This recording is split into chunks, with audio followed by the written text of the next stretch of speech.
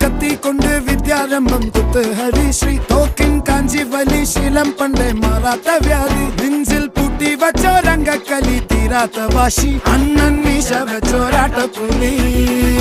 ഇടയാൻ വന്നോർക്കും നിന്നോർക്കും പണ്ടേ ആപത്ത് കട്ടച്ചോര കൊണ്ട് ജ്യൂസ് അടിച്ച് സോഡ സർവ